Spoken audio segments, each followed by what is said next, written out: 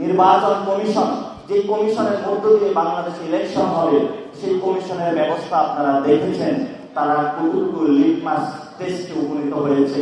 ইশরাক কেসের মধ্য দিয়ে নির্বাচন কমিশন ফেল করেছে, ছোট্ট একটা মেয়র হিসেবে তারা ফেল করেছে। তারা একটি দলের কাছে তাদের হলো নিজেদের যে জ্ঞান শক্তি, বোধ শক্তি, সেগুলো তারা বিক্রি করে দিয়েছে। আগামীতে তারা যে একটি জাতীয় ইলেকশনের আয়োজন করতে পারে, সেই বিষয়ে এই নির্বাচন কমিশনের প্রতি আমাদের সন্দেহ রয়েছে। এই নির্বাচন কমিশন শুধু কিছু ব্যক্তিকে পরিবর্তন করলে হবে না, পুরো আমূল নির্বাচন ব্যবস্থার সংস্কার করতে হবে। Walton Washing Machine, simplifying life with hassle-free washing.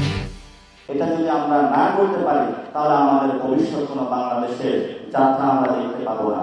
আপনারা দেখেছেন আমাদের এডুকেশন সেক্টরটা কিভাবে রয়েছে। আপনার সন্তান কোনো এডুকেশন পাচ্ছে না, আপনার সন্তানকে নিয়ে আপনার দিন রাত দৌড়াদৌড়ি করতে হচ্ছে যে কোথায় তাকে পড়াবেন, কিভাবে তাকে পড়াবেন, কিভাবে আপনার সন্তান একটা ভালো এডুকেশন পেতে পারে। কিন্তু বাংলাদেশে আপনি হোপলেস, বাংলাদেশে আপনি কোনো আশা পাচ্ছেন না।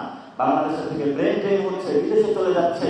কিন্তু বাংলাদেশের যে একটা সময় এইখানে সকল মানুষ পড়াশোনা করতে আসতো, এখানে বিক্রমাদিত্য ছিল, এখানে অতিথিপত্র ছিল, এখানে আলাউদের মতো গুণীজন ছিল, যারা বাংলাদেশ থেকে শুধু বাংলাদেশের মানুষকে শিক্ষিত করে নাই, বিদেশি গিয়েও মানুষকে শিক্ষিত করেছে।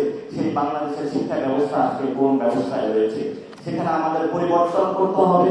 আমাদের হেলথ সেক্টর রয়েছে, হেলথ সেক্টর গুলার কি অবস্থায় সেটা আপনারা দেখছেন। এগুলো যদি আমরা পরিবর্তন না করে একটি নির্বাচন প্রক্রিয়ার মধ্যে যাই, মৌলিক সংস্কারগুলো কার্যক্রম না করে আমরা যদি নির্বাচন প্রক্রিয়ায় যাই, তাহলে আমরা মনে করি বাংলাদেশকে একটি গভীর সংকটের মধ্যে নিপতিত করা হবে।